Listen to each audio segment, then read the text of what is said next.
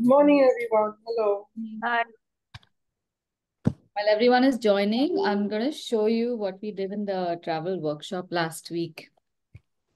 So Nandini is here, who was there in the workshop. This was the day-long workshop that we had. So my plan was, because it was just one day, but we still had the whole day, instead of, oh, 1 second.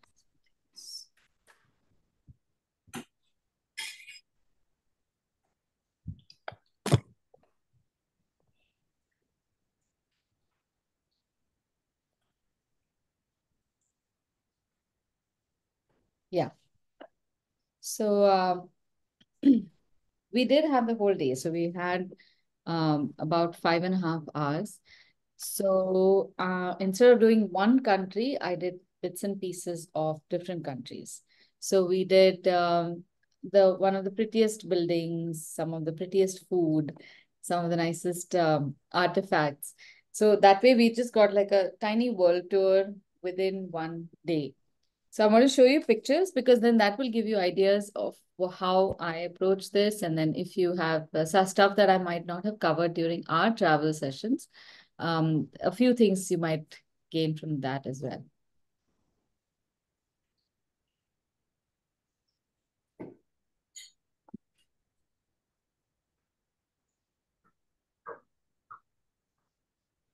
So this is one of my favorite go-tos, making a Tudor building because it's just, it's such a simple yet elegant structure. And when you're just drawing a two-dimensional illustration of a building, there there are so many things that stand out in a building like this, rather than definitely modern buildings, and it doesn't become as complicated as those ancient Roman buildings, which I have done later as well because that was requested. So here again, I've approached it from the front like we had done also. I didn't want to add in that complication of perspective drawing and whatnot. So we just made a simple structure, put in some lines for the details, and then added color in the right place to make it look impressive. And then a little bit of line work for the bricks. That suffices. So this part, a participant asked for a creative way of writing the date. Now, I generally insist that don't write the date over here like in school. There's just that habit that school has ingrained in us, which we can now let go of. Writing the title here, writing the date in a very, very perfunctory manner, and then putting an underline. So, so you have to stop that habit because all of that matters in your page. So put the date and the title last, and everything else you can put before because that is what should grab attention. So yeah, so we did this and then we went to Milagros. Now this is something that hopefully in time I will finish. I love making Milagros. And also I wanted to write some text for which I have found a very nice website on which you guys get information about what are called half timbered architecture or architectural elements in Tudor buildings. I'll share this article with you because it is wonderful to read how in the late medieval period these buildings came about in southern England. There's so much you can learn just by illustrating something or in the process of illustrating something. Then, of course, you'll find a lot of stuff on Milagros themselves. So I had demonstrated just painting this part, and then I just gave a wash because the original image had a beautiful blue-green or teal-colored wallpaper or painting on which these Milagros have been attached. So I think in Mexico, the tradition is to attach these at a shrine or in your homes, maybe where you have pictures of family members or something like that, because these are supposed to mean good luck or are supposed to draw luck. Then, of course, we did food. So I showed them how to make simple shapes of a coffee cup with croissant and a little bit of painting. And then, of course, also the text makes a lot of difference. We have done this last year. We've made a grazing board last year in the food illustration and even the year before that. And here again is how a date can be written. So avoid any kind of date that you have written in school. Do not do that at all. You'd rather go dateless than write it like we do over. And definitely don't put your name or anything on the picture unless it is a beautiful composition. This was a postcard. This is now representative of Africa, I would say. This is from Burkina Faso. Again, fascinating story behind how these masks come about. And I just go down these rabbit holes. So then I wanted to know where Burkina Faso was. And then suddenly, when you ask this question, there is all sorts of pictures about political problems and all sorts of things. So, and I will at least read a lot of that. Uh, in order to finish my work and to digest all this information, I need 35 hours in one day, but I don't get that. So anyway, this was again a sample postcard on which that I showed them how to make the back so that this becomes functioning. You write your message here, you leave a place for a stamp, write the address, and you can send it out. And best thing is you can send it out to yourself so that when you come back home, you have a nice stamped memory, which you can place in the same diary. So it's done a bit of travel, but yet it's come back home to you. This was the lettering bit. And then, of course, this is the arch. So I went through a reasonable range of travel topics so that when you're traveling, you can pick from any of these and make your journal. All right, now we'll come back to our food illustration.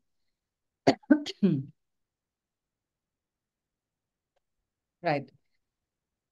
So Kritika has shared some very cute images of pink colored cocktails. Actually, on the last one, I was wondering where there were fizz. How can we bring fizz if there is a drink with a fizz? Ah, let me see how it looks. You can draw anything as long as you can figure out what it looks like. Um, I don't know if there's fizz in the oh, there's bubbles. yeah, those Ah, bubbles. I see. Yeah, yeah, right. Okay. Okay, let me just share the images and then we can speak about them. So this is the fizzy drink with the bubbles. And then you have nice cocktail.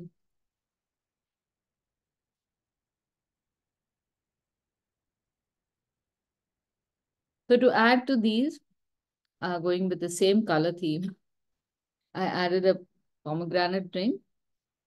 And I think this is like a blackberry, blackcurrant drink. So a few things to keep in mind when making beverage illustrations. Um, Glasses. Drawing a glass can be very challenging. So the first illustration we make, I want to just break that challenge altogether. The next part, you will have some or the other garnish that hits your face first, not so much the liquid. And the liquid is nothing more than a wash. In some places, like over here, you can see that it's a wash that goes dark to light, light to dark in some shape or the other. And where you have ice, you have a different color. Now, typically, the problem that occurs is people who, as beginners, we look at ice as something that's white and we don't paint it. Whereas if you look at this ice is not white at all. It's some kind of grayish color. In other places also, you have ice, but it just projects as a lighter color within the beverage that you are seeing. So you don't need to make ice as a cube in a separate blue color so that it stands out as ice. We perceive this information in our heads very different from how it actually is seen. So I want to change that also. See again over here. Here's the only place where the ice sticks out of the drink. But again, it's not white.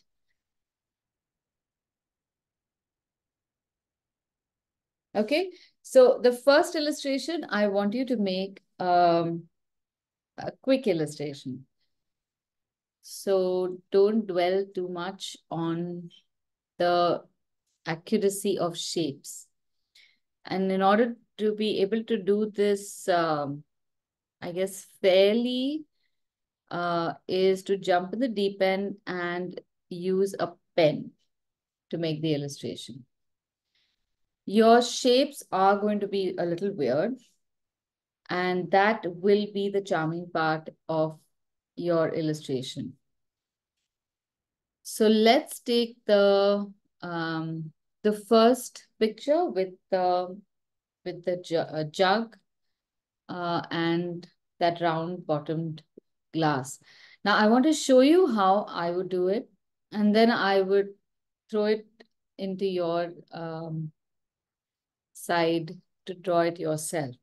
There will be some things that you might falter at, like the shapes of glasses, and you might be tempted to use a pencil.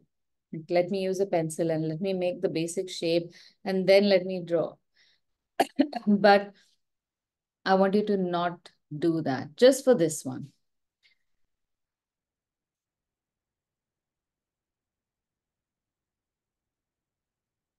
Now we've all drawn glasses and beakers and things before in some form or another.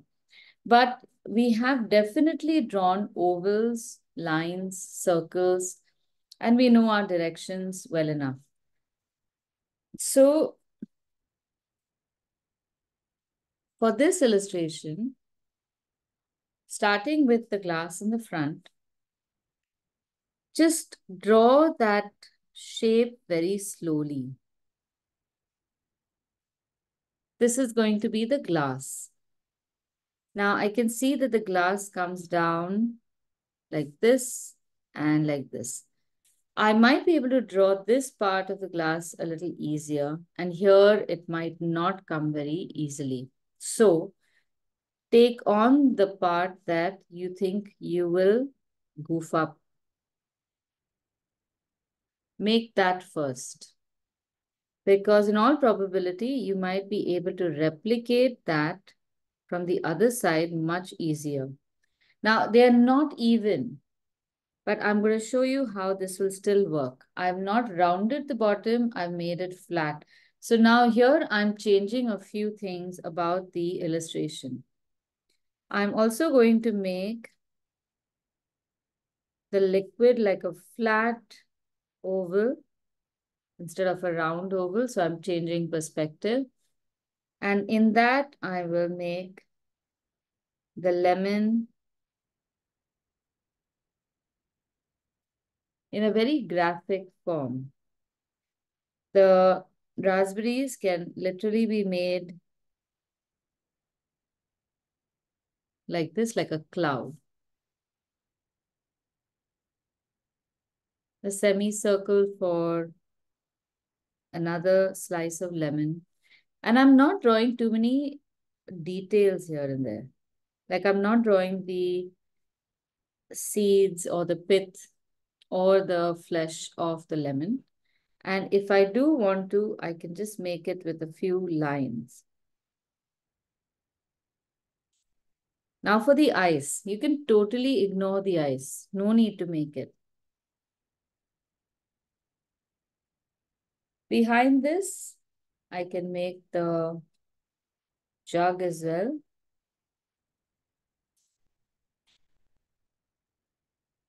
And it may or may not be proportionate.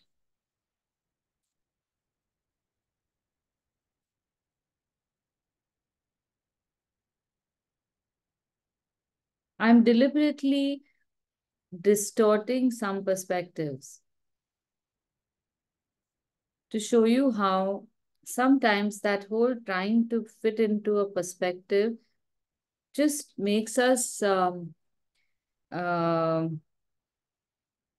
so conscious or self-conscious of our ability that we'll end up goofing up and then we don't like the illustration too much. But if you were a child and you were asked to draw this, you might draw it without even thinking about it. And your lines would be very confident. Now, again, over here, don't make very shoddy lines. Let your lines go, even if they go a little out of the space, that's fine. But let them be very confident.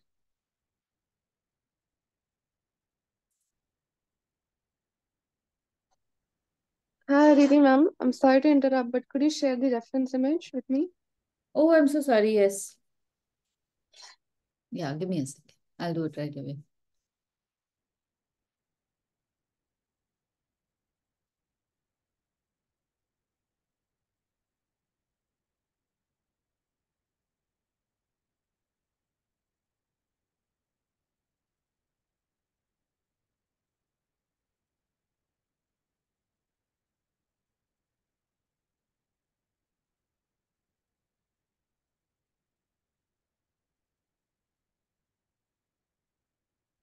Yeah. Got them? Okay. And Yeah, I now got it. this is the base. I can make a base here.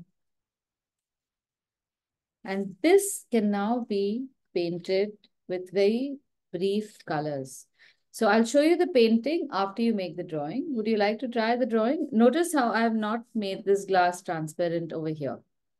Okay, just draw it like this. And then at painting, we'll see if we want to make it transparent. Now, to keep you guys efficient, I'm giving you 10 minutes to do this, starting now. And if you finish early, please tell me. Then we will just hurry everyone else to start painting right away.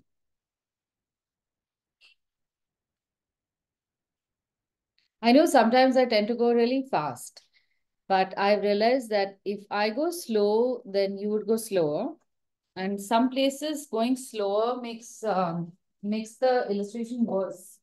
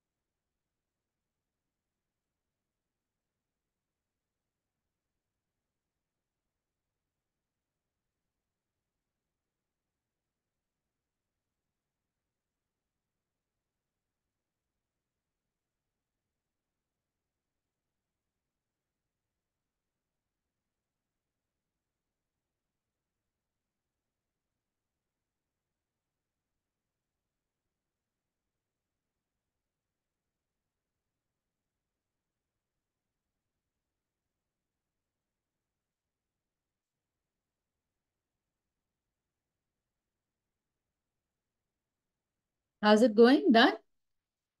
Okay, good.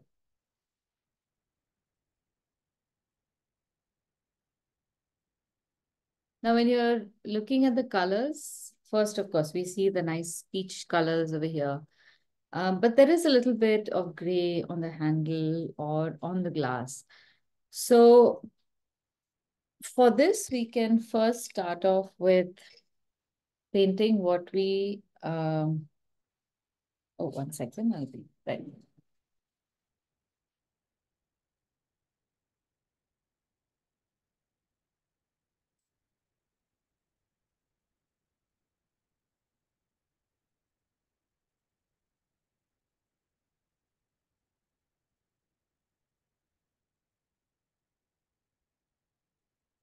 So we start off with a few washes and uh, we are not going to make these colors to, actually we can. When we make something like a, in a graphic form like that, you can just paint individual colors on each like you would in a color by number or a drawing book where you just, I mean, there's a given illustration and you paint it. There's nothing wrong with that. With watercolor, you can do a little more. So in this illustration, we can use a whole bunch of colors to spread out different shades, make dark and light shades, and bleed some colors one into the other, and make it look a little more exciting. So, like I said, I have ignored the ice in this illustration, and it won't really matter. So I'm taking a whole range of colors like gamboge, scarlet, orange, and a little bit of crimson. So that's 1, 2, 3, 4. And some of that I have mixed up over here for a previous project that I'm going to dab into this once in a while. And I'm just going to spread the colors like I see them. So there's a yellow here. So I'll put some gamboge there.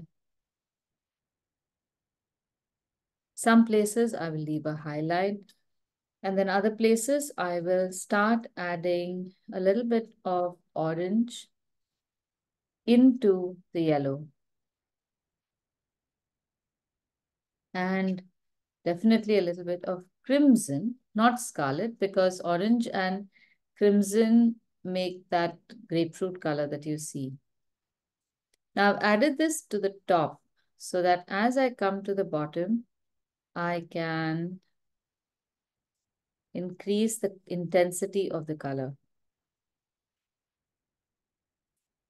and make it deeper. And this is crimson. So I've taken orange and gamboge in my brush. And as I come to the bottom, I make the colors a little more concentrated. Now there are a few gaps here and there. So I've washed and wiped my brush and I'm spreading this color all over. So the brush picks up excess color, and when we spread it, there's a nice gradation available to us. Once this dries, then we can go in with a deeper color to fill in the raspberries over here and here. So once again, the colors I used here were gamboge, orange, and I haven't, oh, there is a little bit of scarlet in the mix over here. So there is scarlet, but I didn't actively use it. There I used crimson.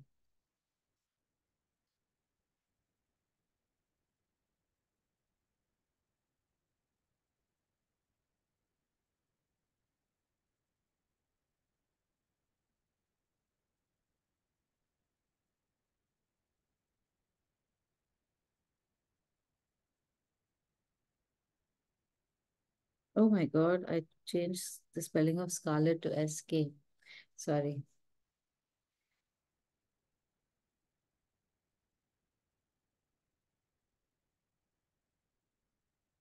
Now, the same way we can paint the glass as well.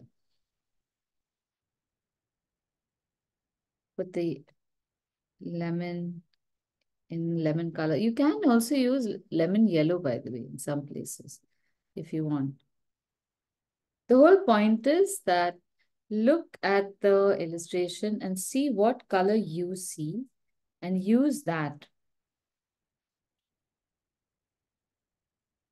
And all of us can have a different interpretation of what we see. That's the best bit.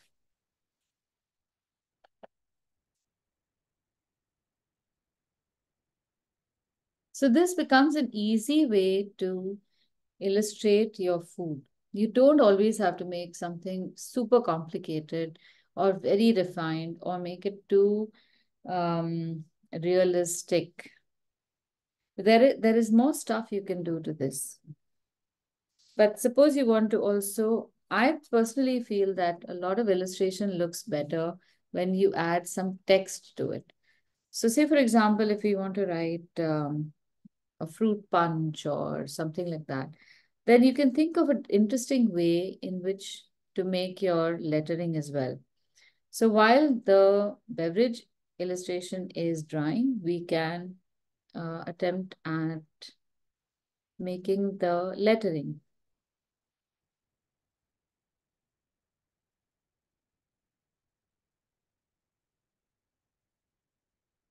So I'm using the same colors, but in a very organic mix. I will dab a little bit of orange, and then with the same brush, I'll pick up a little bit of scarlet. And just with my paintbrush, I will make nice fat letters carefully.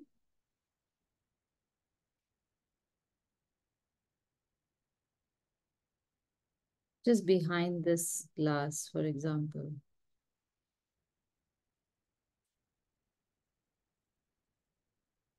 Now, see what is going to happen here. I may not be able to make a U, so these are going to look like 3 eyes.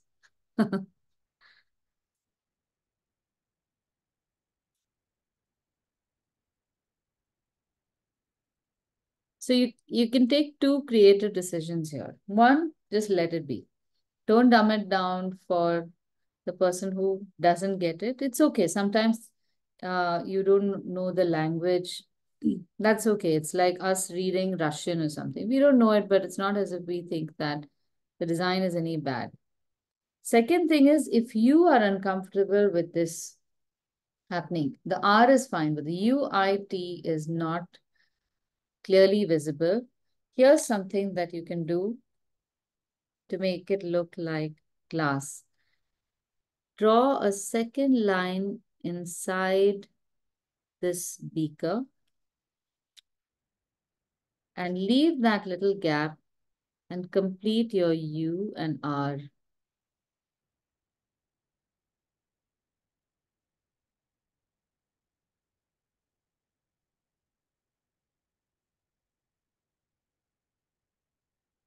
And again over here, from the outside, you will make another rim.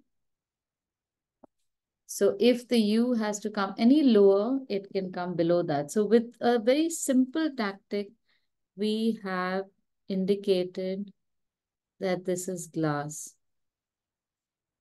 And yet the illustration style is very simple and casual, relatable, doable. And if the color changes over here, that's that much better, because often when you see through glass, these things happen. There's distortion naturally.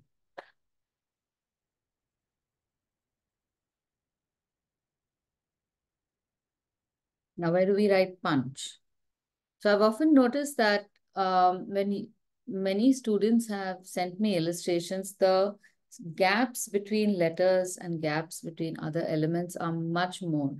So we need to keep those in check. If you're writing fruit punch, you can easily write punch over here. And I personally feel don't write punch like Punch upright.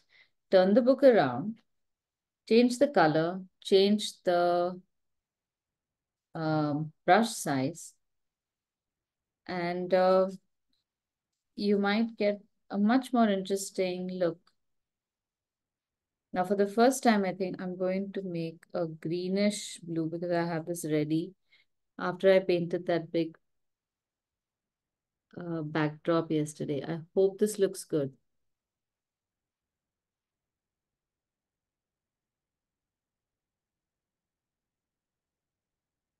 As always, when you are lettering, do it very slowly. Use the aids that you need. Use a tape for indicating your baseline or whatever you need to make sure that the letters turn out as you want them. Don't let the letters decide how they want to turn out.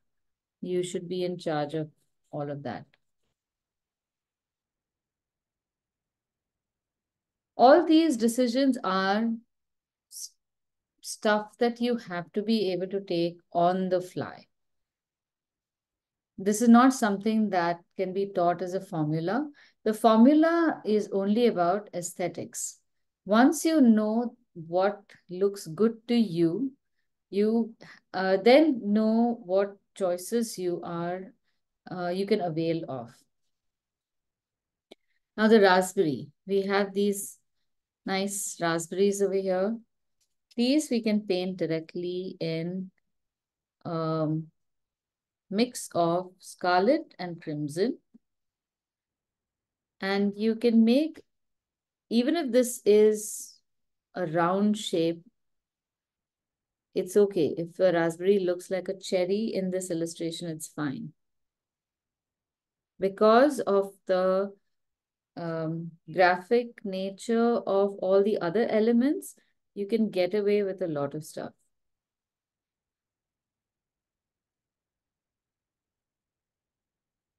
And this will make your fruit pop. So not every element needs to pop. Just a few things can pop and that will make the picture arresting. So this is technically done. But now if you are, inclined to make some kind of 3D shadow or glass-like appearance, then you can just use a cerulean blue or a cobalt blue or a gray to make a few lines in strategic locations. Like you can make a line along the edge of the glass.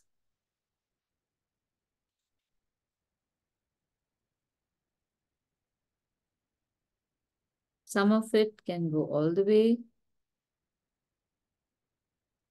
or just a little bit.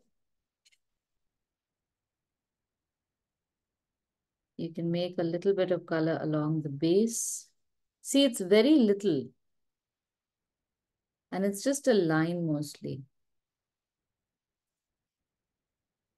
Then a little bit along the edge over here. And in some places like this, the glass, I'm making that rim of the glass in blue.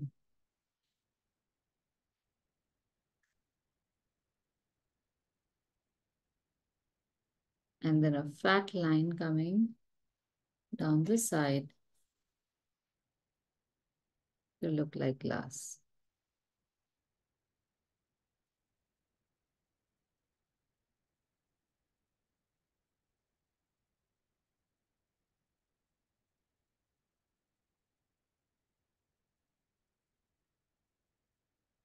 And when you're making these shapes, don't overdo it. Don't go and make more and more and more lines. I have seen so many lines to make the glass look like glass, gray lines, that it covers up everything and makes all the entire subject look very dull. So just this much is fine. And then you can just put a nice oval shadow in the base and that will do the trick. You don't have to add anything more. Small shadow for the jug because it is further, a slightly larger oval shadow for the glass. That's it.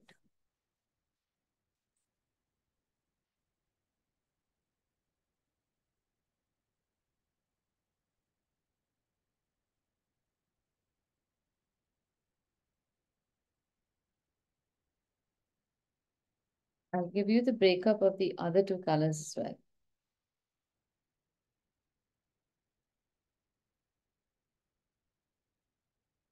This teal color is cerulean blue and emerald green. We hardly ever use emerald green, but it makes for a beautiful, brilliant teal.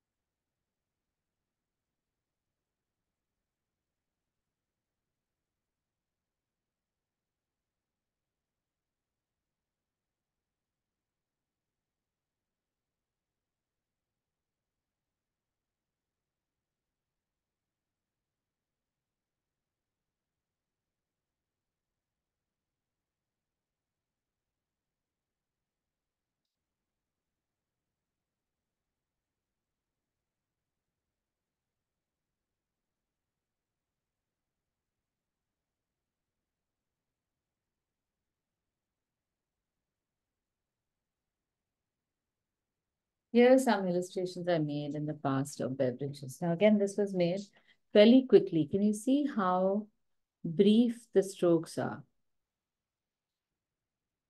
Just basic shapes and color, I guess the right kind of color in the right place. That's it. And the glass is shown through lines and a little bit of color. So I wanted to show some, this is the fizz part of it. I don't know if you can see it. Just very small circles to show the fizz in this mojito.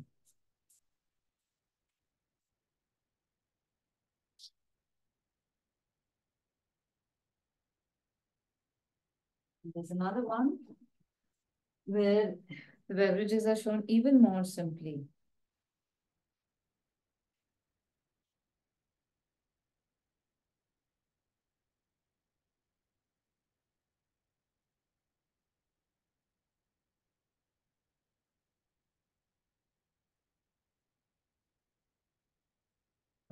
I'll look at it. Anyway, now moving on to the more realistic images. Do you have any questions before this? So, Ritika, to show the fizz, now suppose if we were to show a fizz in this, if you magnify the picture that you see of the fizz, you'll notice that they're basically just bubbles. Yeah. And you can make this bubble even in something like this, but using, well, you can use color or you can use pen also. I won't use pen here. But if you use the same color, you've given a light wash, you can use the same color to make a circle, very tiny circle. I hope it can is visible. So you make these tiny circles and you may or may not even complete the circle. And of course, you don't make them all the same size because that looks very unnatural. So they're like mostly a circle complete with a little gap all over the place.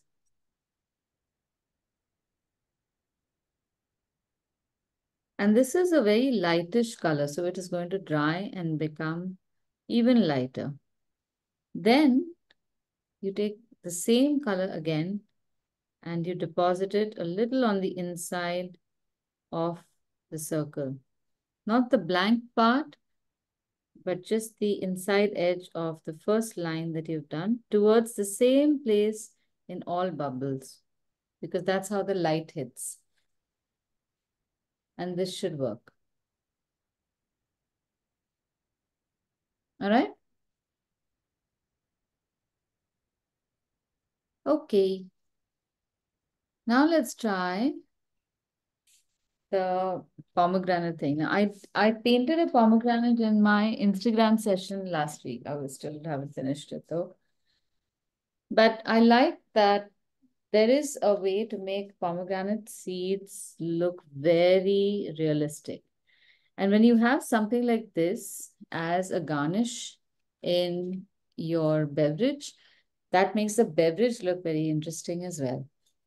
This time now, we are going to try to draw the glass as realistic as possible. And I want to show that painting to you as well. So let me share the image so we can speak about it a little bit.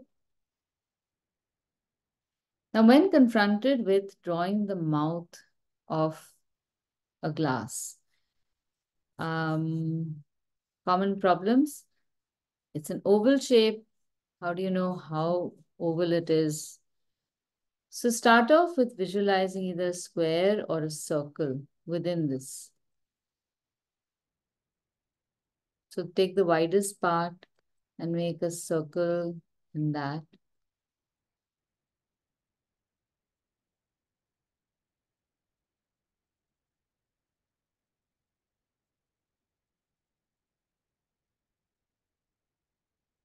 Now I'm thinking that the end of the glass is somewhere over here. That's how this oval seems to be traveling. This is something that even I need to do very frequently because you just tend to not see ovals clearly most of the time. When you make this oval, in all probability, you'll make a much flatter oval than you see. So in this case, now you'll notice that if we just draw a circle, make a vertical and horizontal line, the horizontal line, if you stretch it almost to the same size as the radius of the circle in both directions, you will get the size of the oval you need. So it's 2 times as wide as it is tall. Once you get this proportion, it becomes a lot easier to draw this first oval, and that can set you on the right track. Now, after you have got the oval shape, you need to know how tall you need to make your glass. So we are somewhere over here. This is the height of the circle, and this is 2. So I suppose the height of the glass can be 2 times the height of the oval. Now the glass also tapers sideways, inside from the side. Inside from the side. What am I saying here? Okay. So if I were to draw a line at the base or through the base, which is somewhere over here, and if I were to draw a vertical line from there, it does not touch the side of the top of the oval, or of the top oval. There's a little angle to the left. Can you see it? And the same thing over here. This is what makes our glass sometimes look very unnatural. But if you turn it a little sideways, it will look natural enough. Okay, so did you figure out how we see these basic shapes in something like a glass? And then we will proportion it accurately. I'll share this image so you can reference it even later.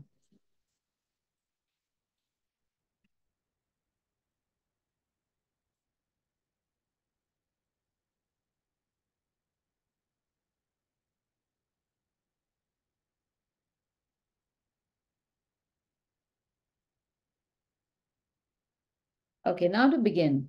There is a large bit of garnish on top. So let's start somewhere in the middle.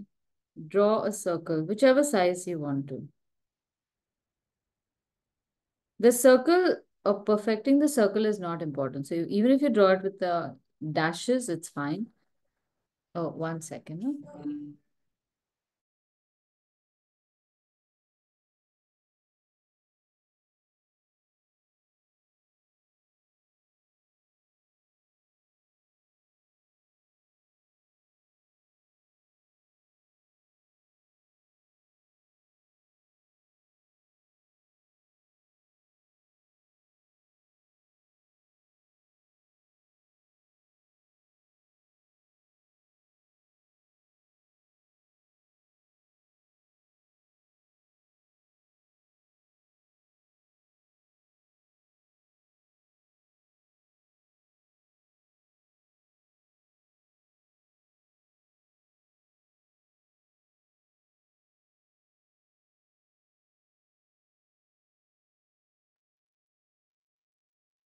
Sorry.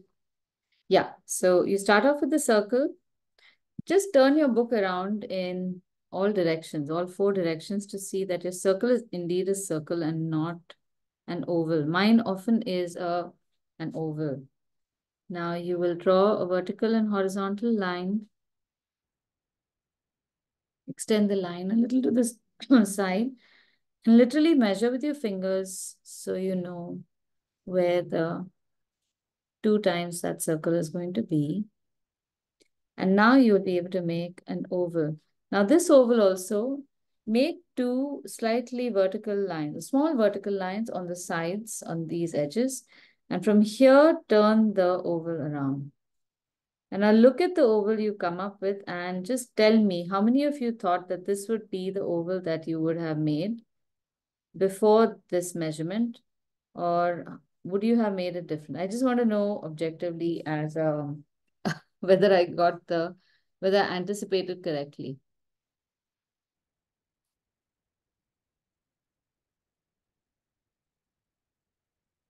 How many of you would have made a slimmer oval?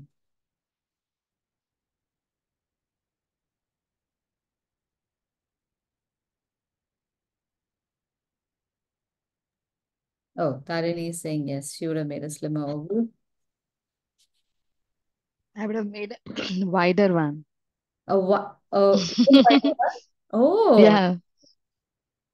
okay. Now even over here, you see that the you don't know how tall we have to make the sides of the glass, but there is an indication. It's maybe 2/3 of the way up, or about so much from the base. You draw a horizontal line there, and that is how tall it goes. My God, I would not have drawn this. I would have drawn it much shallower. I would have made a completely lopsided one. Hannah, see? It's just Okay. The oval would have been like, I don't know what. that, and that's the thing that happens. It's how we see or perceive objects and how they are in real life. They're very different. Okay, now taking this insight So from what is the height you've taken, Aditi, for the height glass? 2 times the circle, about 2 times. So the circle Oh, okay. radius, sorry, diameter, Uh, twice the diameter is the height of the glass.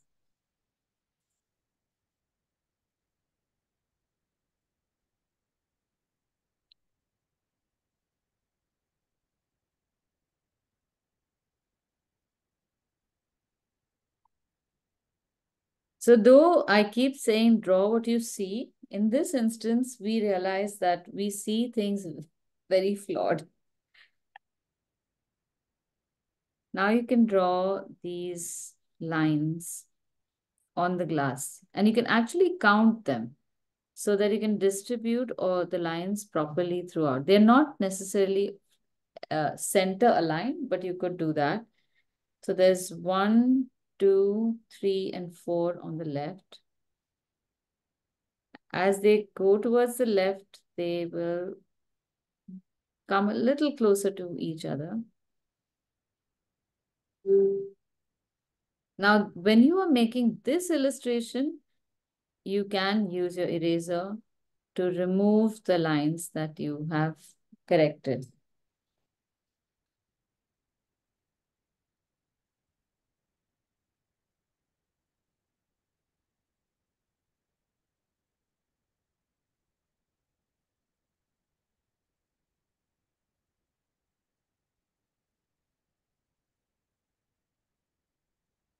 Because if you don't do that, you might see distortions.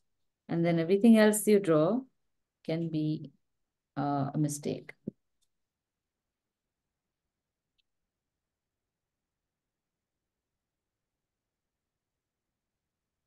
Then from the bottom at about just at, we still have some guidelines left. So if this is the 1 unit that we have from the bottom, at a little less than half from the bottom, you have a line that shows you the thickness of the glass at the base. And that is a waving line going through the glass.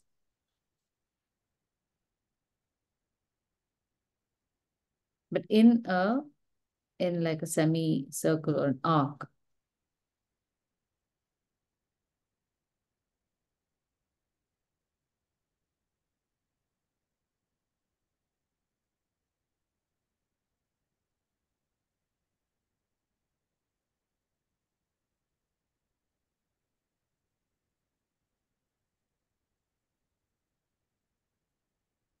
For some reason, my glass is looking very distorted on screen. Okay. That's how the camera is placed. All right, now we can get rid of, or if you don't want, we can now draw things like the lemon sticking out. Look at where it's sticking out from. The line of the lemon passes through the top center. I would have drawn it somewhere over here. And then comes here. This is the size of the lemon. My God. This is the pomegranate. And it's a huge lemon now that my glass has become this big. And then you have the rest of the pomegranate sticking out like this. But everything can be measured because of our guidelines.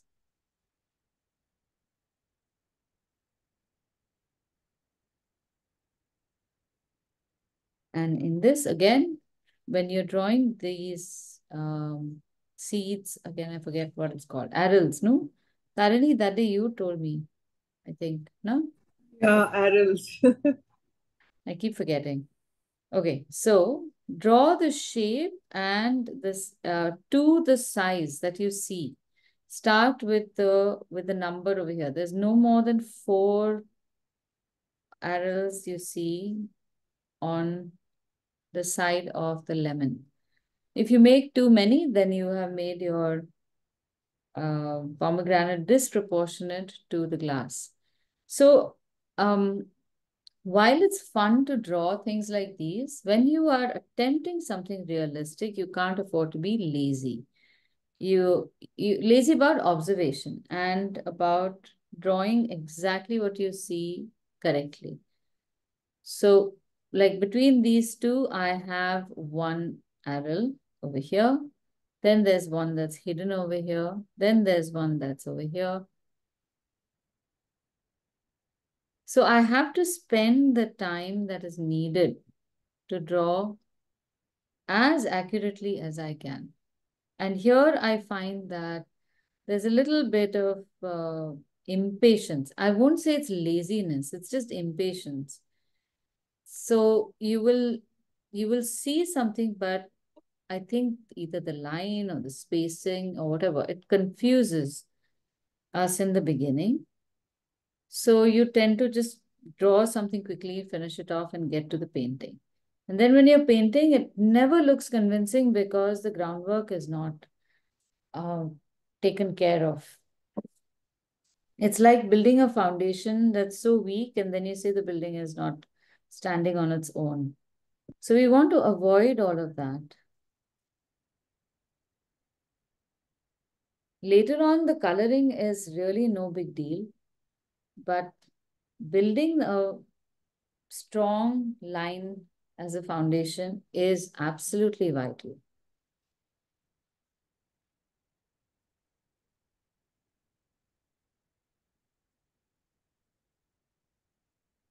I'm lightening all the lines because I have my reference points. I've drawn all the things that I need to do.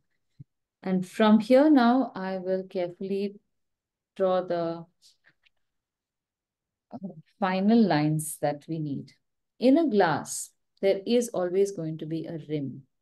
And that rim extends just a small micro millimeter or so outside. This gives added strength to the glass, I think. That way it doesn't break. So you will see, again, you will perceive 2 parallel lines, but you don't have to draw both of them. you can draw the outer line and then bits and pieces of the inner line. And once you have the guidelines in place, you can turn the book around to make it as convenient for you to draw the lines as you want.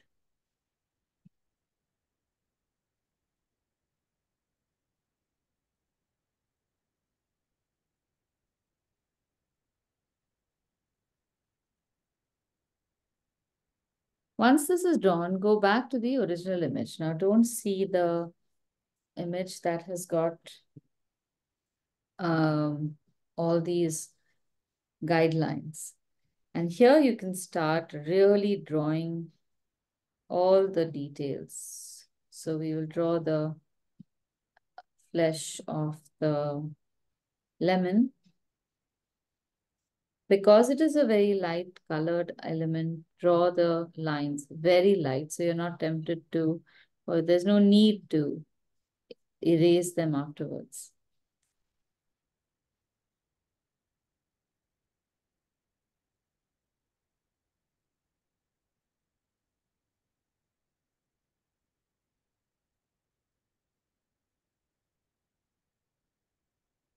In the time that I'm away, so Susan is going to be taking the classes, but if you feel that you need to do extra stuff or forget, not just in the time that I'm away, but even when I'm around, if there's ever a moment of free time, I'm going to recommend all of you do a little bit of a very textured doodle art because in the last few weeks that I have been taking some workshops and speaking with people, I realized that there is a lack, and also seeing all of your work, there's a lack in line control.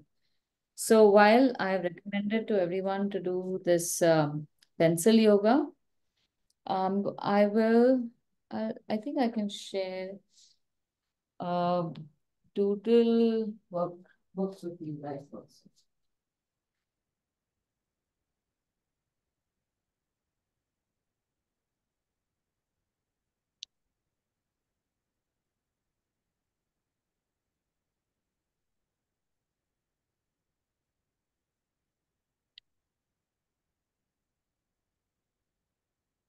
So I'll share this with you. It's a texture bank, at least to get you started out. So I noticed things like these when you have to draw a very, very definite but light line. I find that everyone seems to have a problem with how light the line has to be. So you'll end up making very static lines like these, which are not really doing anything to your illustration. And I'm guessing, I'm not 100% sure because I've not really done a big scientific experiment about this, but I'm guessing that line control is an issue. Pressure of the pencil, pressure on the pencil, direction of line, and also quality of line seems to be a bit of a challenge. So there are all these textures that I did at the Starbucks workshop last year. I'll share these with you. There are also some templates on which you can make all of these. You can figure out which goes with which. Oh, nice. And try to do at least one of these every day. It can take anywhere between 15 minutes to 2 hours if you really put your mind to it. But Is this available as a booklet, Aditi? I have to make that, but I will send you what I have right now. So you can just make prints and you can start using this and start making textured pages. But if you want to really go intense, you can also buy a book with a square book, which is a 5 mm by 5 mm book. And a square rule book, you can make all of these. Sometimes you can use a grid of 4 squares or a single square, and you can make all of these. Okay, so I'm going to share this with you. Please, again, I may not be able to do it today, but if I forget, somebody please remind me. Because I think everyone will benefit a whole lot. And this is like silent exercise. It's almost like a pranayam. You don't even realize how you're using your hands or fingers and where that strength is coming from. And then one fine day when you start illustrating, the lines just come.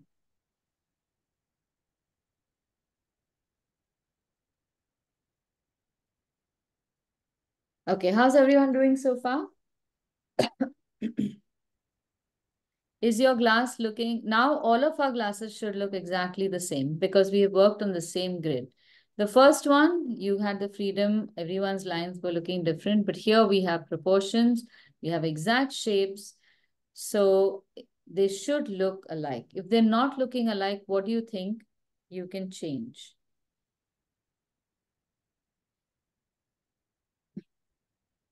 So I suspect this is generally how they they create those paintings in China. You all must have come across that, now multiple paintings made like in one square. Everyone is painting the same thing. And you have 50 Van Goghs being made all at the same time.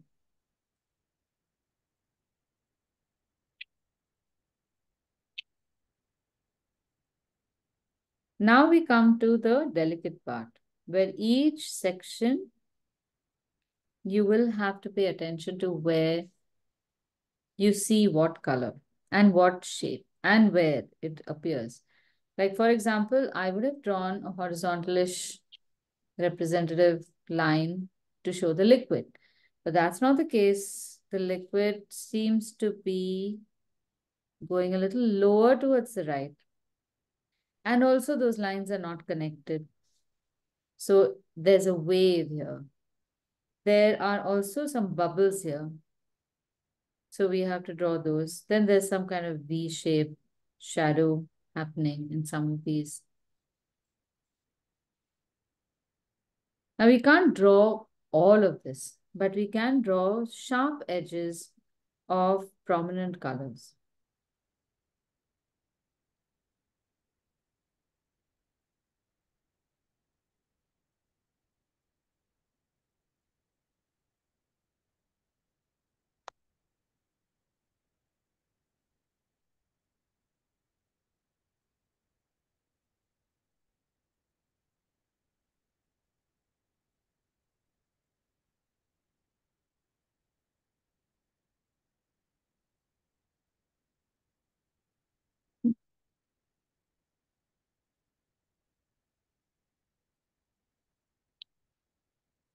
The pomegranate that is floating in the drink also has really weird shapes.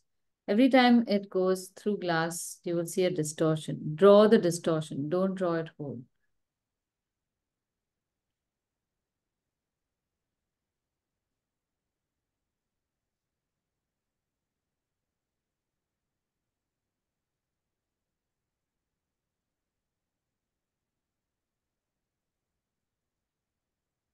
Okay, is everyone ready to paint or do you need a minute?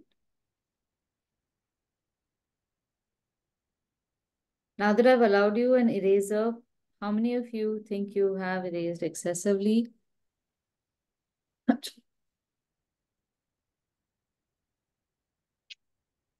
Okay, nobody is ready to admit. Tarini is always raising her hand.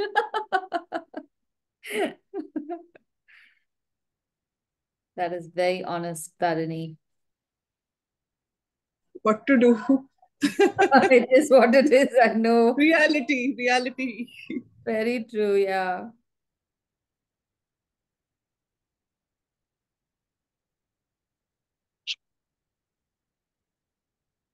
So before we start painting, I want you to, in the back of this page, just write a few comments about how the pencil sketching has turned out.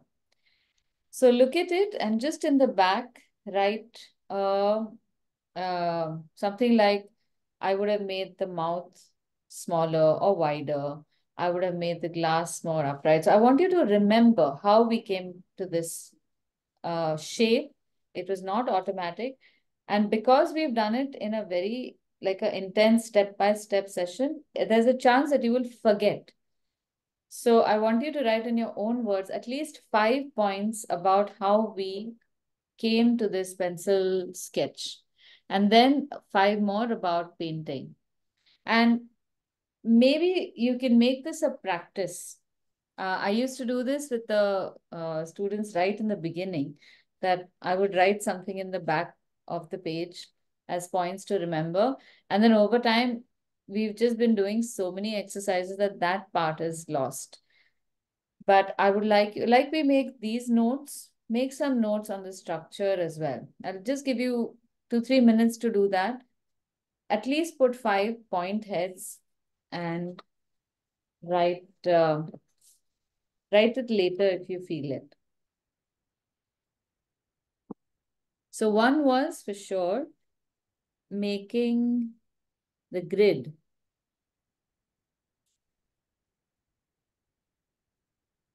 Um,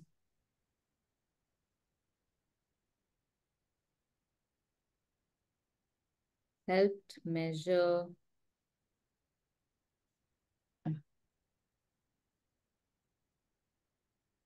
shapes more accurately.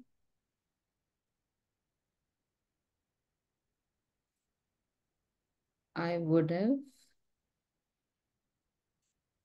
made my oval mouth much narrower vertically. Second was height. I'd have made the glass shorter, I think.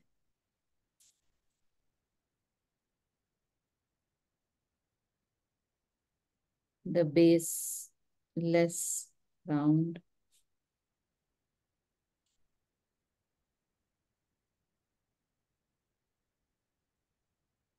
Number of ridges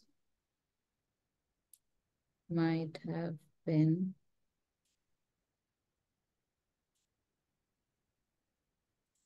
more than these or as seen. And 5, my garnishes would have been smaller.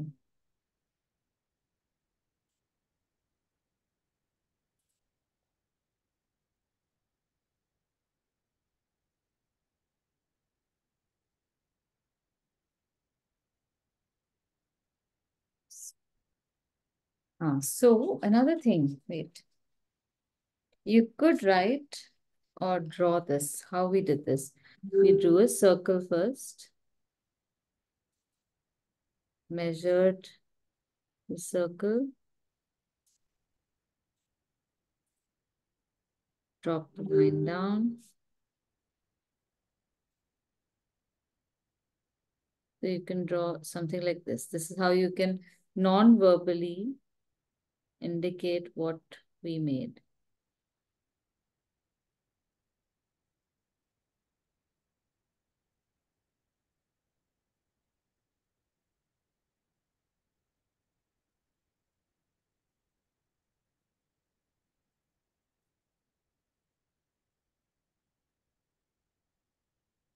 And then if you have another colored pen, you can make the final illustration like this.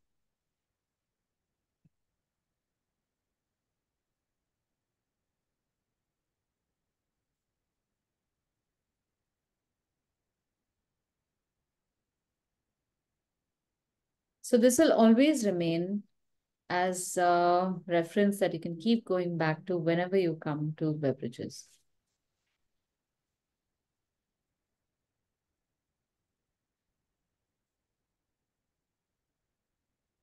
Okay, we are going to draw the sprig of rosemary later. We don't have to draw that right now.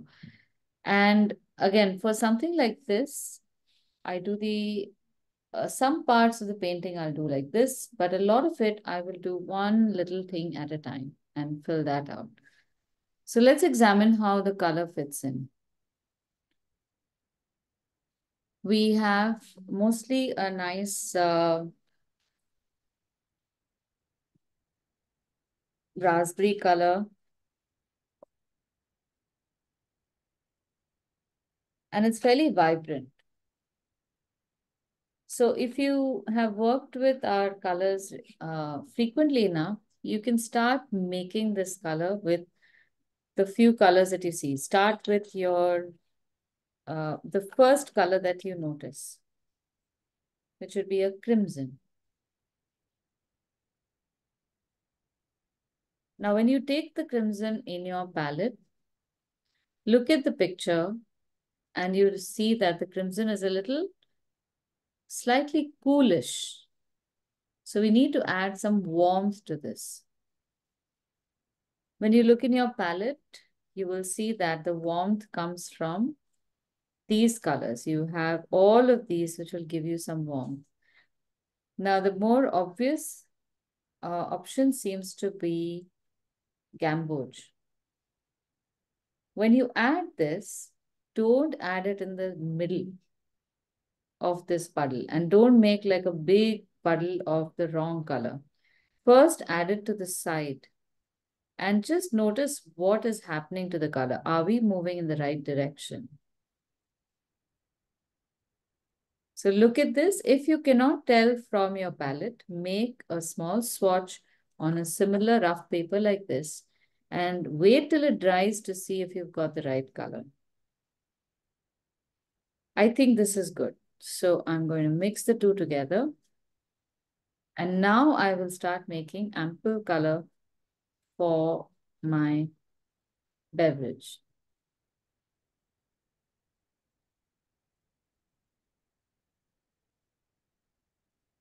Now, when you're making this color also, keep an eye on how much water you are using for the mixture.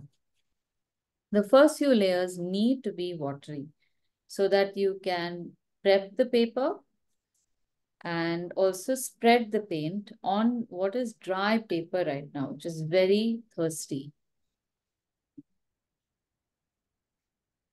So we will break these up into different sections and we are going to leave a little bit of a gap in some sections where you have highlights and don't paint anything on that. And this can be a tricky situation. So you literally take one section at a time, like on the left, there's a big highlight on top. It's not exactly white, but it's definitely not this peach color. So leave that section unpainted. There's a curve there. And then you put a line down on this entire section, but not at the edge. There's nothing at the edge. And go over the dark sections. That is not a problem. There seems to be a triangular highlight at the base.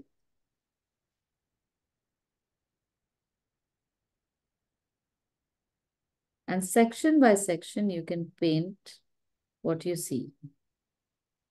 So on top, I do see a little bit of white, but a light peachish color. So I'm going to paint that like this.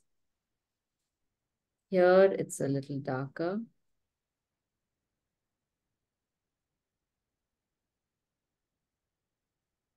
Now, while I've started painting this, please check that your pencil lines are not too dark. Most of them, of course, will get covered with paint, so it won't really matter. But when you're painting section by section, you must also see that you adhere to the reference image.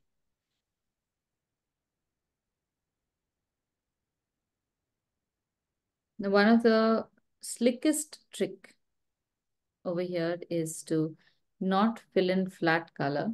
Once in a while, wipe your brush and drag color into the next section. This is the next part of the illustration. And you may not if like over here, there are lots of bubbles, so drag it, but don't paint throughout. And of course, keep an eye on which section you are doing at all times, because you can get lost if you do it this slowly.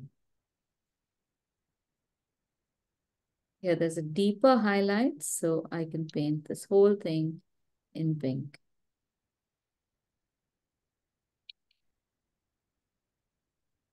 And towards the bottom, there's often distortions in glass. You may be able to see some, you may not, but sometimes it just helps to not draw or paint the entire line.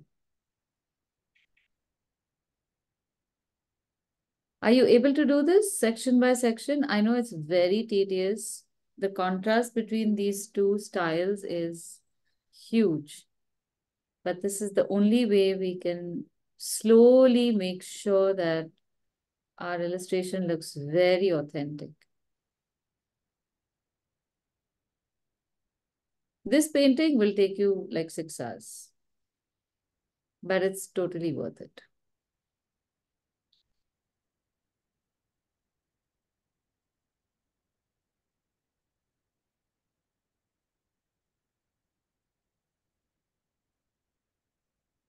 So in doing this, sometimes you can come very close to a realistic looking illustration.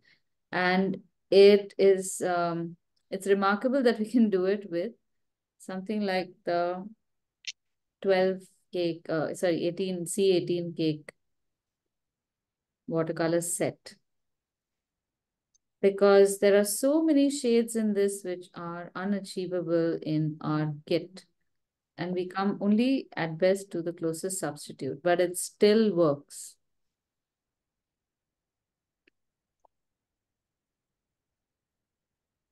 Now, in some of the dark sections also, you can leave a few spots unpainted so that they look like the bubbles which are again rising. And here again, as you come down, because there's a piece of ice, again, I will do the same thing. Drag the wet color and draw just a dotted, this is what I'm doing. Dragging it and creating negative dots. And then adding fresh color also, which is this dotty line.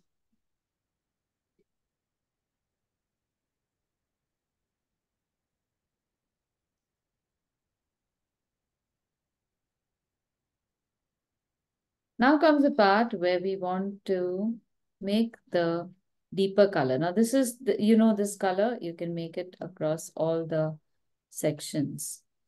And then you come to the deeper color, which can be the tricky part because we have only a limited palette.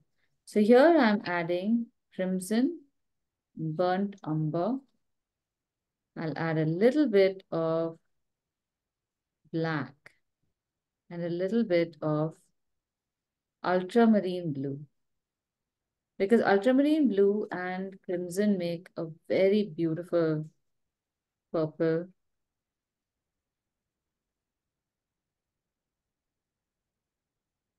And the black will add a little bit of darkness to that. And notice how I made this color only in the corner because I still want the lighter shade. And I'll use a 0 number brush now to add this second color. I've added a little bit of the original color, that is gamboge and crimson also. So I have 3 different shades here. And I will start off with that medium shade to paint some sections in the left.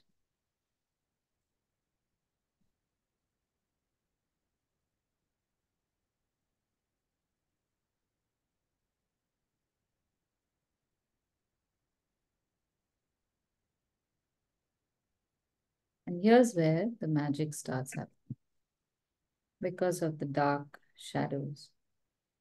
They're not all in predictable places. So you have to stop thinking of the item that you're drawing as a glass. You have to just look at the shapes made here and follow that.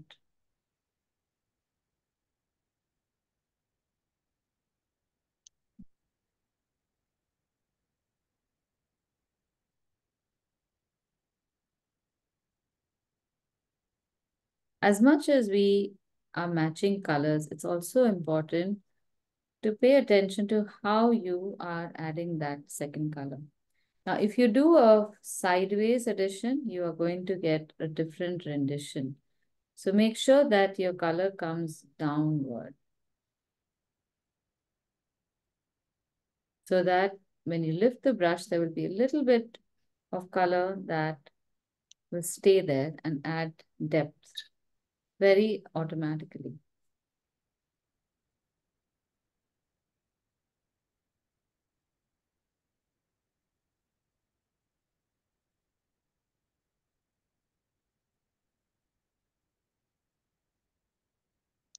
Are you able to see these? Are there any problems? Okay. All right. I get it.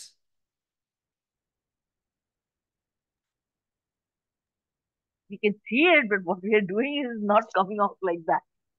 Okay. So tell me why, or what is happening? Just describe it to me.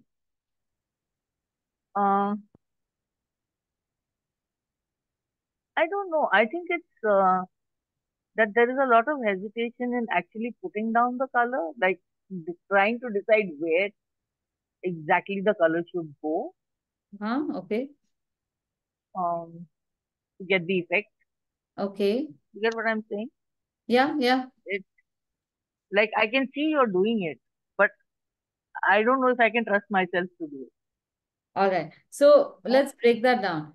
When you say you don't know whether you can trust yourself, is it because of the skill you think, or whether um it's it's doubt about the color or the It's space? probably the judgment of uh, of, um, how much white space to leave and how much Huh. color to put or what intensity of color to put. Okay. All right. So I'll tell you what. eh, I'll tell you what I do.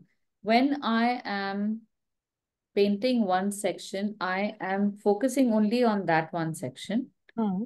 That's one. So like Hmm. this reflection or the thickness of the glass that we're showing at the base.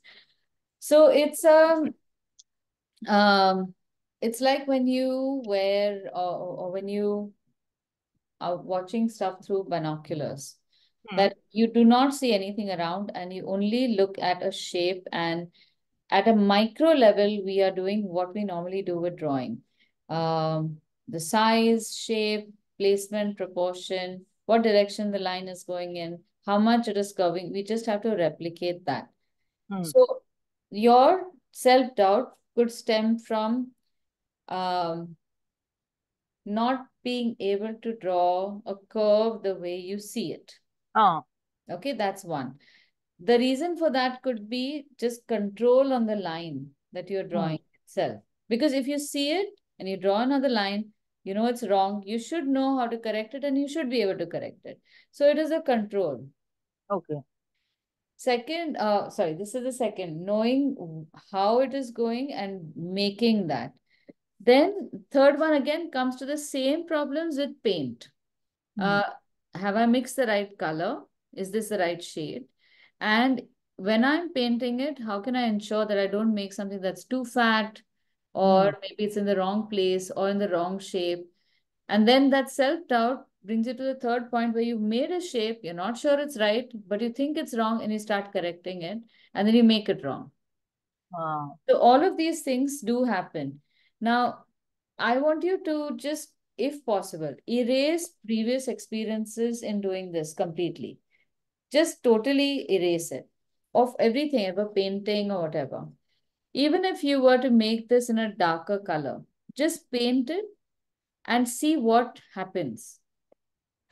So if you've made a shade that doesn't match the shade in the painting, but consistently all the shades that you've made do correlate, you would probably, like if I were to switch this from a pink to a blue, you will make a beverage that looks like a blue beverage, but everything else is the same. Like Yeah. you manage to make the ice look like ice, you make the ridges look three-dimensional, you make the reflection of the light in the base look like what it is. So let's take out color accuracy from this for a moment. Then it just comes down to the skill. Are you seeing things right or not? And in the seeing things, you can really just talk to yourself and you can say, am I seeing this color light or dark?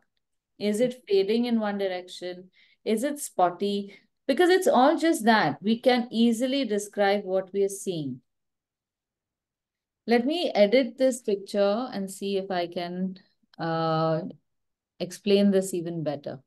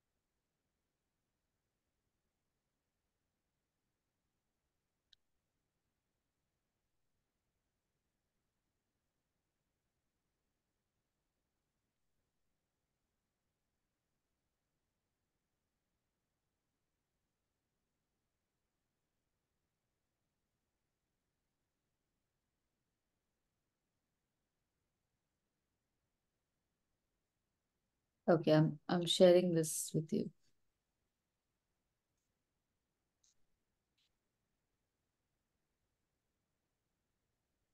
Okay. You see over here, now you don't know what the object is. You only see colors. Now, if I were to do an even more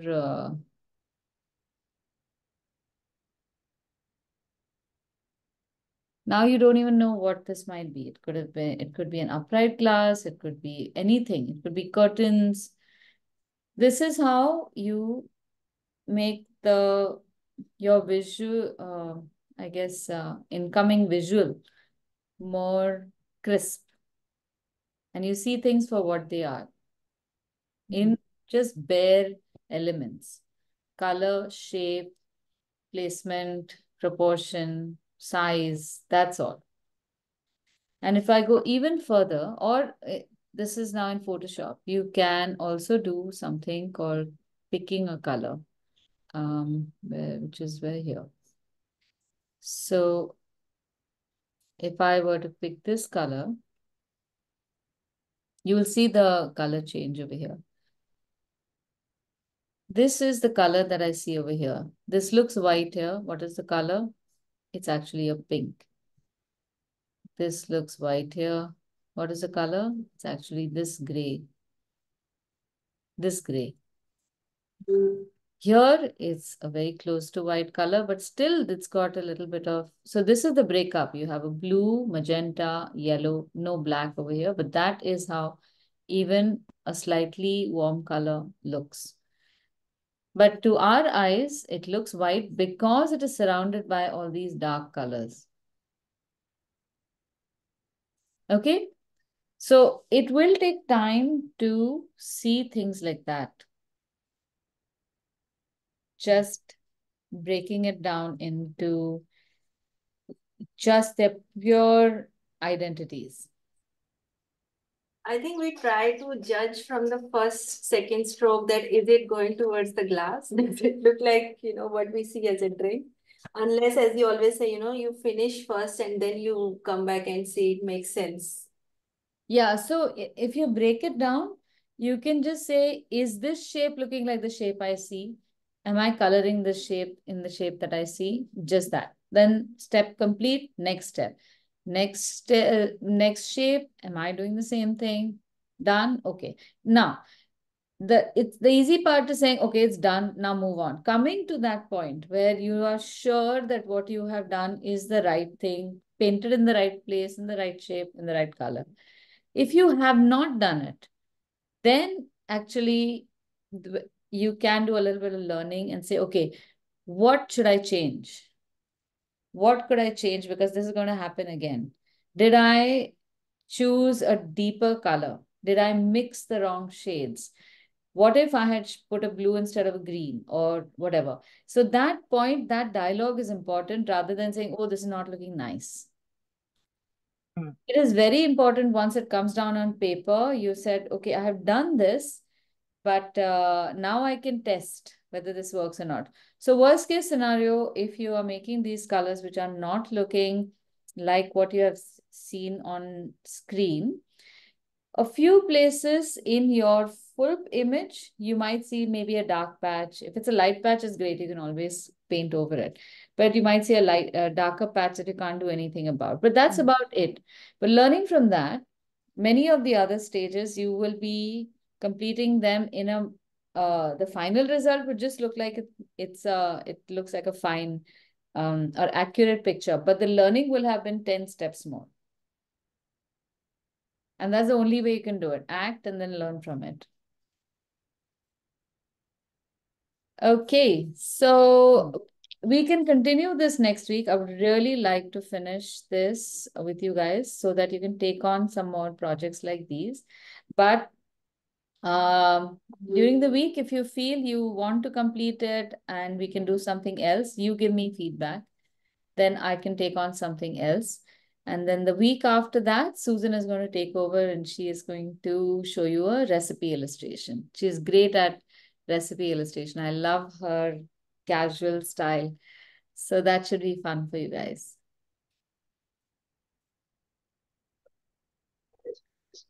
I'm not sure about that. My casual. It's okay. Now we're just going to have to do it and see. Sink or swim. Yeah, Okay.